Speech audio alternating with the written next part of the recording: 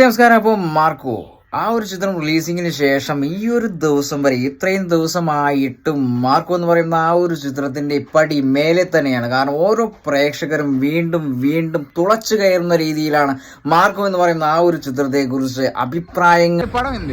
പടം കൊള്ളാം. ഇതുവരെ കണ്ടതിൽ വെച്ച് ഏറ്റവും വയലന്റ് മൂവി.